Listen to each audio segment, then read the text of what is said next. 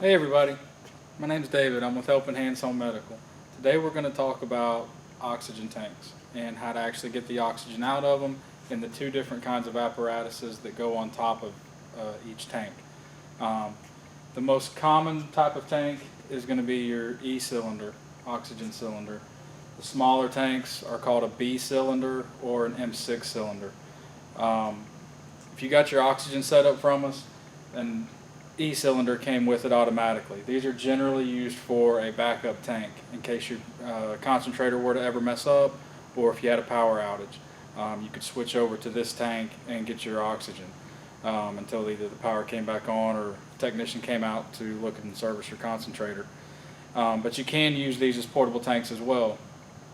The main difference is the weight and the size, obviously, as you can tell by looking at them. These work better if somebody has to be on a continuous flow. There's a regulator on top of them that's already going to be hooked up to it when it gets delivered to you, and you have a cylinder wrench that goes right on top. If you turn it back this way, the needle on the gauge right here will go from empty to 2,000 pounds. 2,000 pounds is a full tank. The tank doesn't weigh 2,000 pounds. There's 2,000 pounds of pressure inside the tank. And there's a little green area up there to let you know that that is a full tank. Whatever your liter flow is, if it's 2, 3, 4 liters a minute, you're going to turn the dial right here to whatever liter flow you need. 2 liters a minute, you'd have 2 liters a minute coming out right there. You would take your oxygen cannula and push it right up on there. And at the other end of the oxygen cannula, like you have with your concentrator, is where your oxygen would come out. When you're done using the tank and no longer need it, make sure you turn it off. Once you turn it off, that needle will gradually go back down to the red to let you know that it's turned off. You can leave this gauge set on 2 liters a minute, 3 liters a minute, 4 liters, whatever you're on. And once it's set, you don't have to turn it all the way back to 0 each time. You can just turn it on and off right here on the top.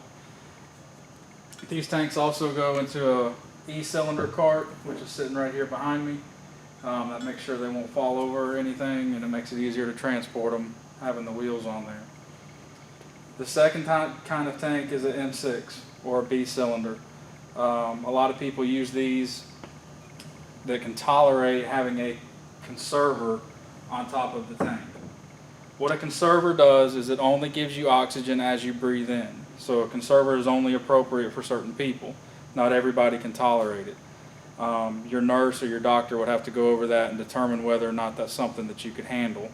If it is, then they're great because these are a whole lot lighter, a whole lot smaller, a whole lot easier to take places with you. If you can tolerate a conservor, then you're only going to get oxygen as you are inhaling. So every time you inhale, this unit on top of the tank is going to send out a puff of oxygen to you. Basically, when we bring them to you, they're already going to be set up. But if this tank were to run out and you had to switch conservers to another full tank, every full tank is going to have a dust cap on top of it. You just pull that tab, the dust cap will come off. You take your conserver. If you look on top of the tank, you're going to have 2 small holes on one side of it. If you look on the inside part of the conserver, you're going to have 2 steel pins. It's the only way that these will go on the tank, so you can't mess it up. Don't be afraid of it. This is going to slide right down on there.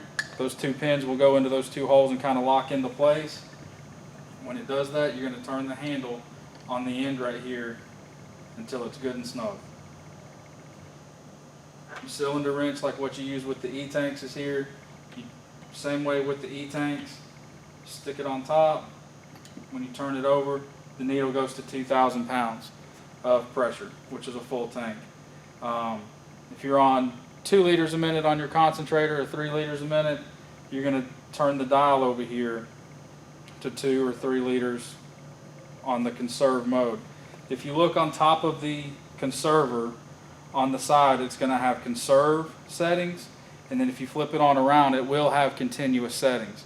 The benefit to that is that if you are out and about and you were to have an episode where you had shortness of breath and you needed that continuous flow, then you could turn this over here to continuous and start getting a continuous flow just like what you do with a big tank. The downside to that is that if you put this on continuous flow on 2 liters a minute, you're probably only going to get about 45 minutes out of a tank. It's not going to last very long. In order to get the ultimate benefit out of using the smaller tanks, you have to keep it on conserve. It's important that if you're in an assisted living place, they know to keep it on conserve, not to put it on continuous. Any kind of family members that's going to be helping you with it, they need to make sure it stays on conserve too, unless you have a situation where you need that continuous flow. The regulator that's on top of here, the conserver that's on top of here, they can be interchanged. You can put a conserver on a tall tank, you can put a regulator on a short tank.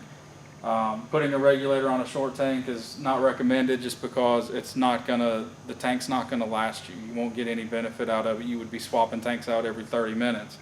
But you can put a conserver on a tall tank and get a lot longer time and use out of that taller tank than if you just had the regulator on it.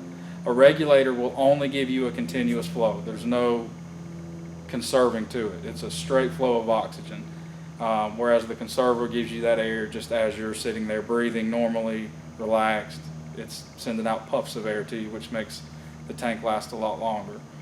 It all depends on what you as the patient can tolerate and what your doctor recommends is best for you. If you guys ever have any questions about putting these on the tanks, taking them off, switching them, putting cannulas on them, don't hesitate to give us a call. We can always be reached 24 hours a day. The phone number is 678-482-0709.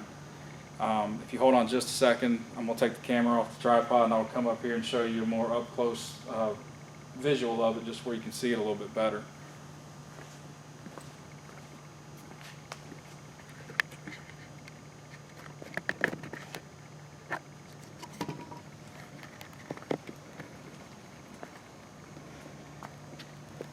Okay, so this right here is what your conserver is going to look like.